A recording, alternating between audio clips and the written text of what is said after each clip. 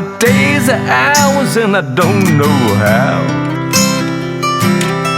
but I believe the great is still yet to come.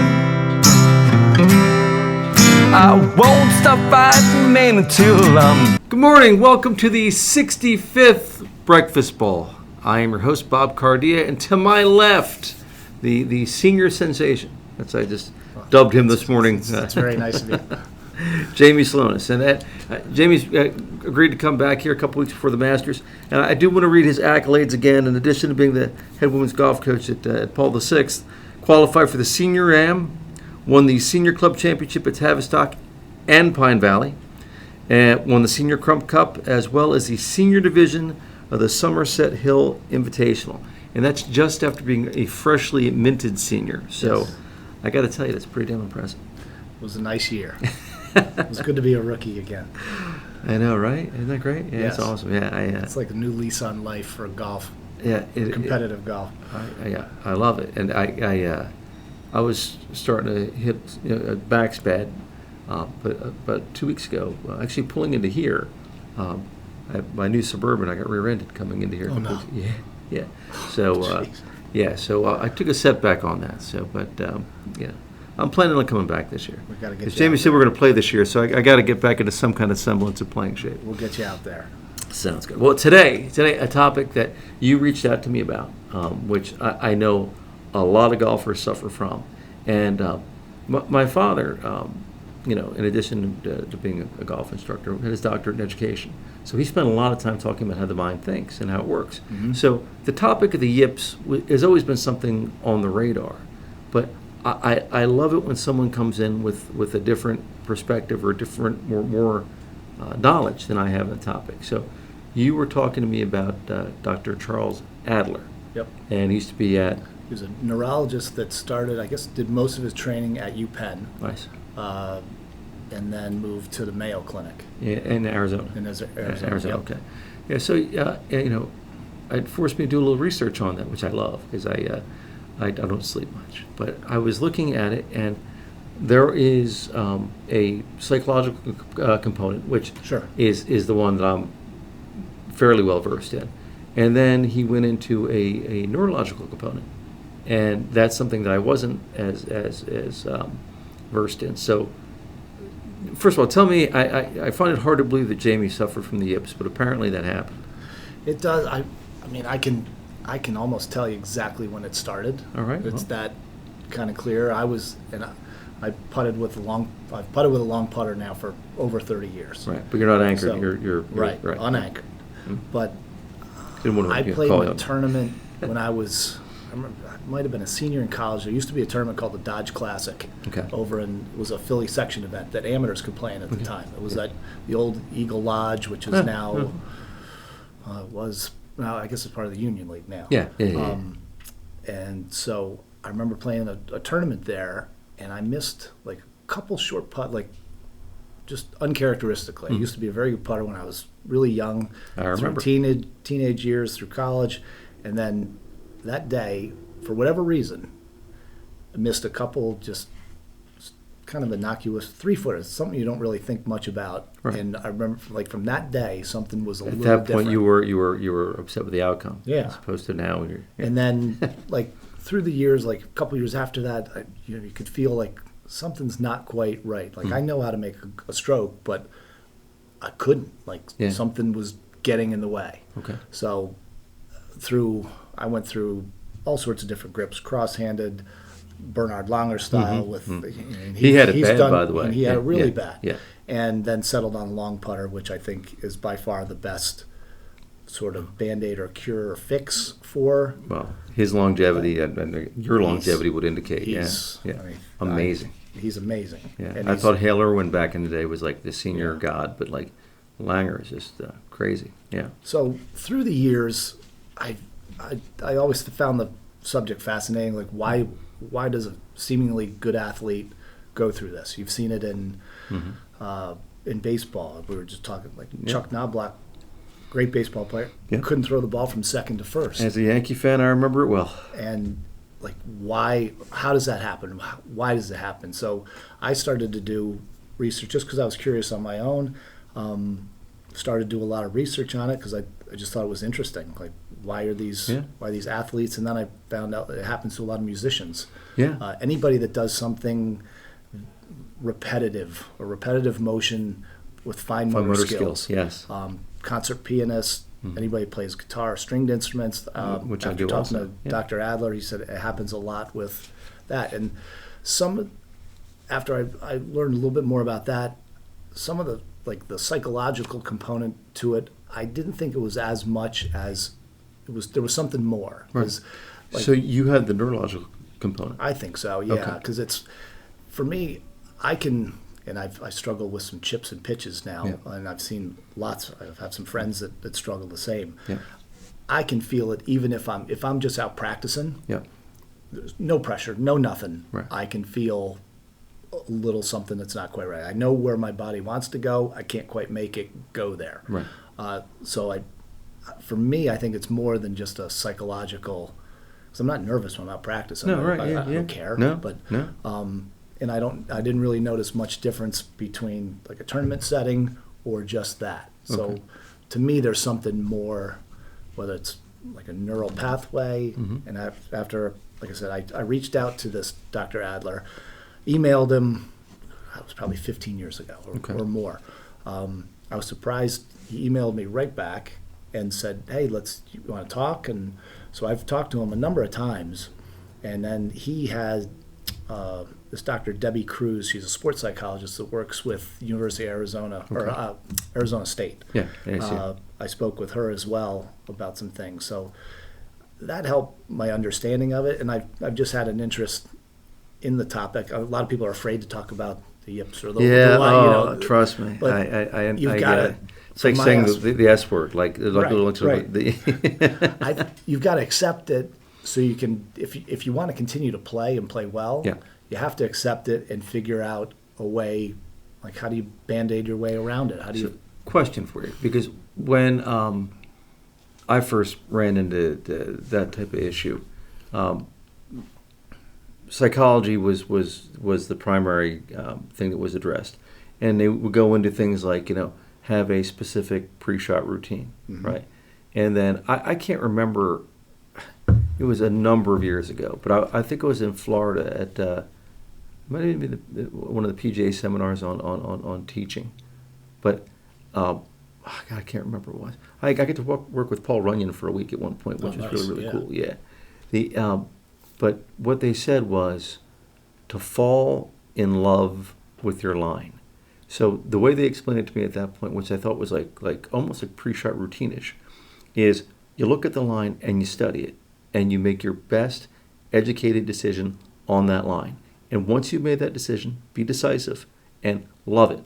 Like, say to yourself, if I hit the ball on this line, the ball has no choice but to go in. And that, once you start thinking that way, you think less about process and you think more about like, damn it, this is it. And decisive and go. That was one of the things they did for us back in the day to get rid of the yips. But Reed Adler, and they starts talking about there's more like, neurology to it, like change grip size, change putter, change, and I guess that's to, reset the neural pathways. I guess is that the idea? I think so. I think that's the only way to deal with it. Throughout the years, I've noticed, myself and others, you've got to, if we call it a motor pattern, if there's a certain way you putter, you've got to trigger something that changes that pattern. Whether it's, for me, long putter works great. Yeah. Some people just go cross-handed. That works great. But it's something to get out of. If you're sitting here with a normal grip, your normal putting grip, and you can't make a stroke, or you can make a stroke but you feel something, you have to change that pattern somehow. And that's the only way that I've seen guys kind of get over it. I'm sure you probably tried all of it, left hand low. I've tried everything. Yeah. I had a friend of mine did a paper on a master's paper on left hand low. It was an interesting study. The study showed that people who started left hand low were typically better putters. Mm-hmm. However, if you started with the traditional grip and then try to switch left hand, it didn't work as well. Yeah. So I don't know why that is, but I think I would say if you're starting traditional and and you're going to something else, Yeah. you're going to something else for a reason. That's right? a great point, Like- bud. I didn't even like- think of that. That's great. And, Yeah, yeah. I mean, I've had a couple friends. They've gone.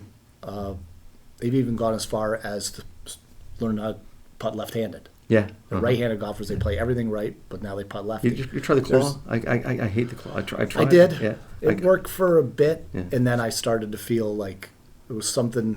For me, it's mostly right, like right forearm, right-handed. But that's what is where- Adler said in his stuff, right? Yeah, it's mostly that dominant hand. Yeah, the dominant hand and then the wrist. Yeah, interesting.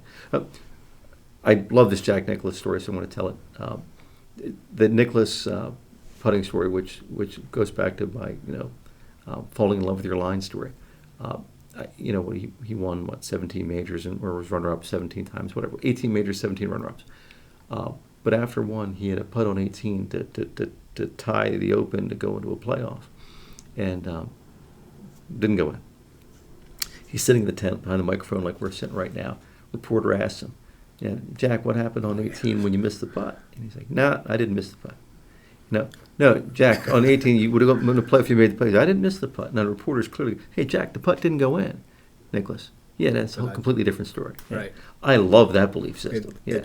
That's not easy to do. No, but that's why he's him, right? Yep, exactly. Yeah. And I've seen I'll watch professional golf, and you can see a few guys that will clearly struggling. Yeah.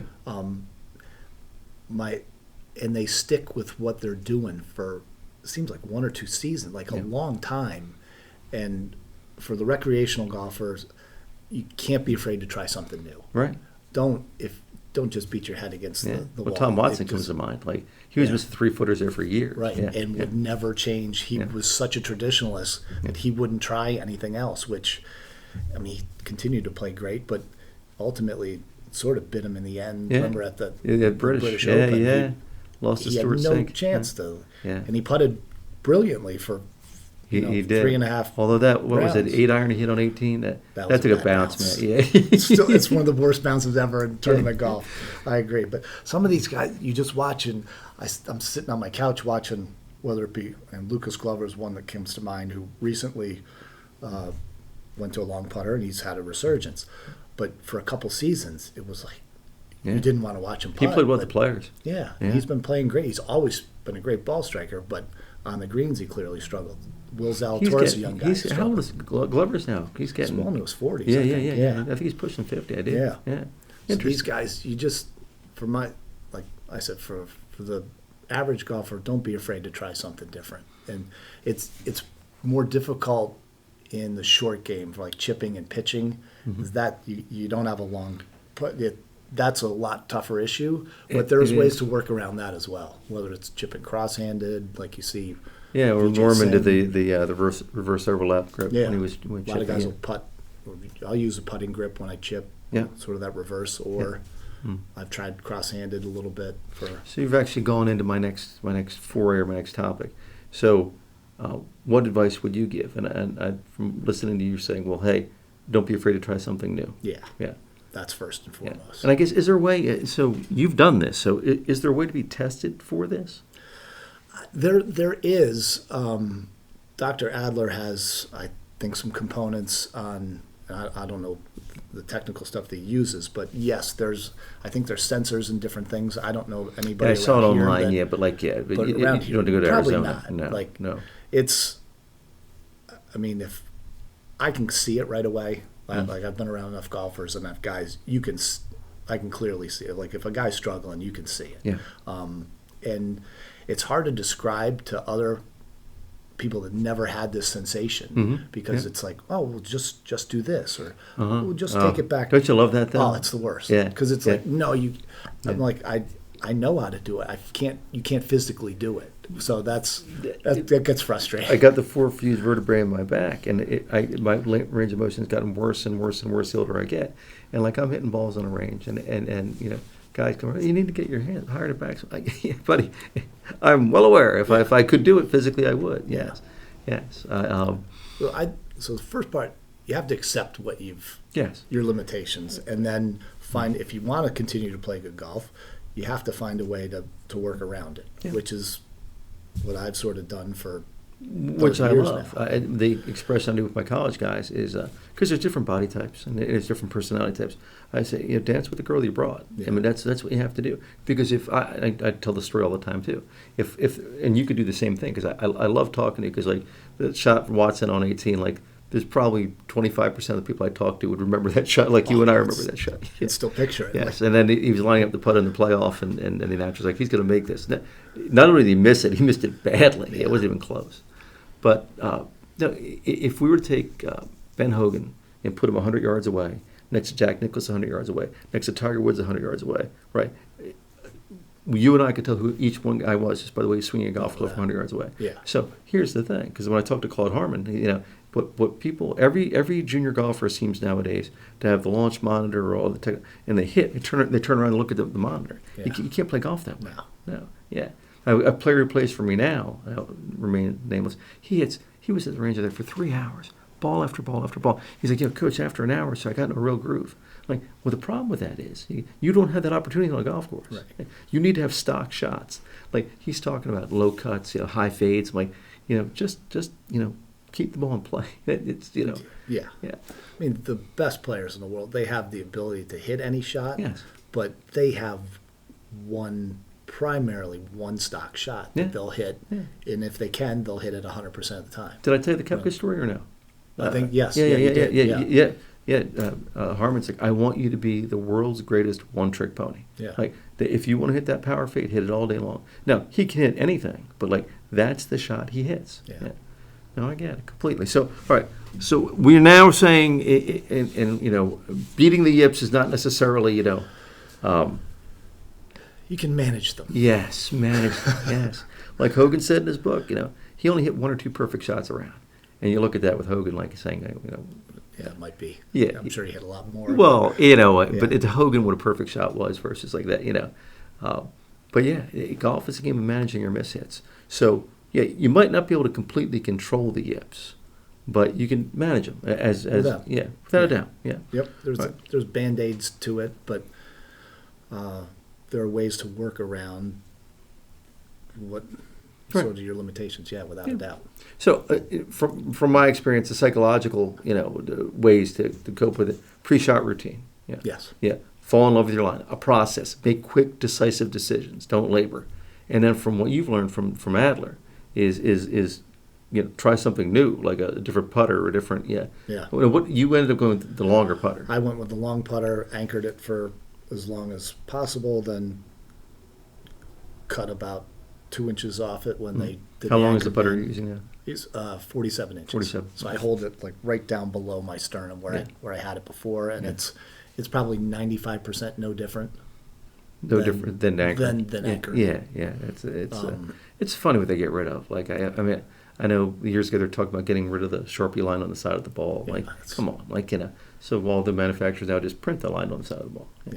Yeah, but it's good. So the anchor bands, it's a sore subject with me. I'll leave that for another show. Yeah, no doubt, right? There's all kinds. There's I'll tell you on a complete sidebar. The rules of golf. I've been a rules official at different tournaments and whatnot. Yeah, interesting.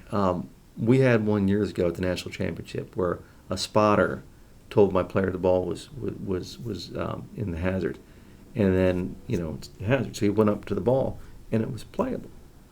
And the kids on the other teams were all like, you can't play it. He hit another ball. So we called a rules official in, and this guy, I forget his name.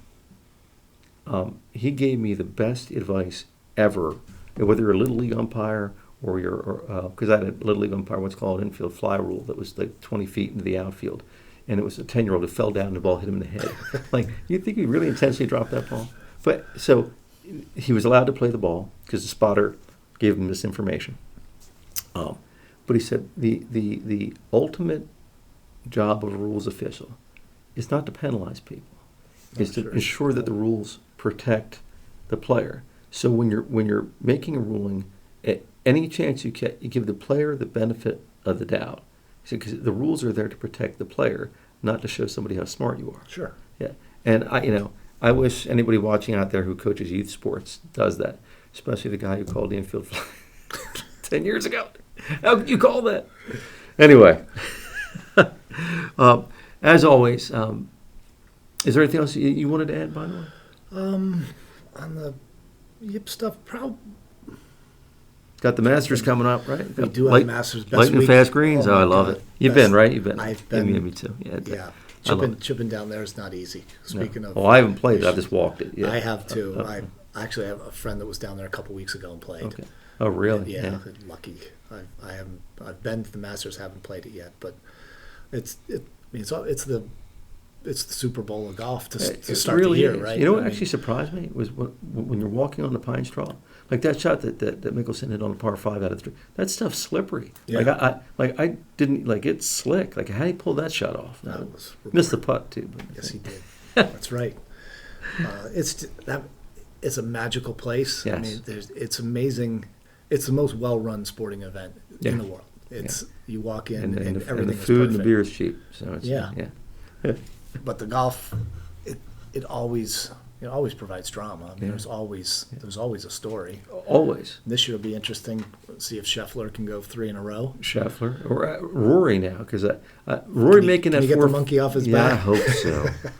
But Rory making that 4-footer on 18 at the Players. Yeah. Like I turned to my friends. I'm like, yeah, he's missing that. He always misses that, and he made it. I'm like, oh, I couldn't watch the playoff the next day, and like, yeah, That one was sort of over before it started. The yeah, playoff. yeah. I was surprised he hung in as well as he did because he. I played fantastic. He did. Spawn, yeah. Yeah. Not being in that position really ever. It's Well, hopefully that's a building block for him because I was going to say with the summary, like, when you're doing anything, beating the yips or even getting back, it's a learned process. yes. Yeah, you have to. When you're playing a sport like this, incremental success. It's not important that you get it mastered right away. And I do the Michael Jordan thing all the time too. Don't worry about what anybody else is doing.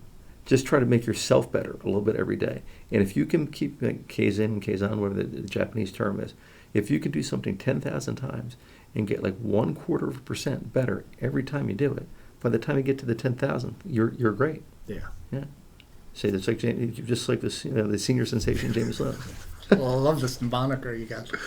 I came up this morning, 5 o'clock this morning. I I had actually, because I typed this up last night, and as I was, I'm like, you know what, it's kind of. So now, if people start calling you the senior sensation, I get 10%. Sounds like a plan. All right. Well, hey, thanks everybody for tuning in today. Again, if you get something out of the podcast, obviously we get 10% when you're rich and famous. If you want to order merch, by all means, go on our website. And please, if you write "I love the breakfast ball," you go into a drawing for a gift card. 2 weeks ago, by the way, I think it was a friend Adam Bracey's, I think. She won and we emailed her. She never got back to us. Oh, really? So we have an extra Starbucks gift card for There we anybody go. who I love the breakfast ball. Other than that, I think we're about wrapped. So All right. we'll get you back.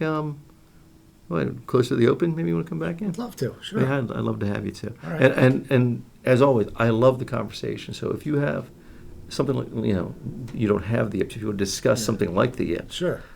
it's I think the people that watch the show, the hardcore golfers, they love this kind of stuff. Yeah, It's a topic that we all kind of face, and like I said, you can't be afraid to accept it and work on it. Right. Don't fight it. No. There's ways to play good golf still. So Absolutely, yeah. That's the that's my message. Well, I got another story I'll tell you some other time. But anyway, folks, thanks for watching the Breakfast Ball. We'll talk to you back again after the Masters, and thanks again to Jamie Slonis. We love having Jamie on the Thank you. program. Appreciate it. Yep. Thank you for having me. Take care. You're welcome.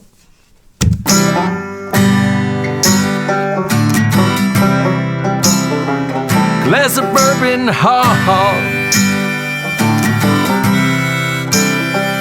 My bourbon, ha. My bourbon, ha. Alcohol. Because no great story ever started with, I'll have a salad.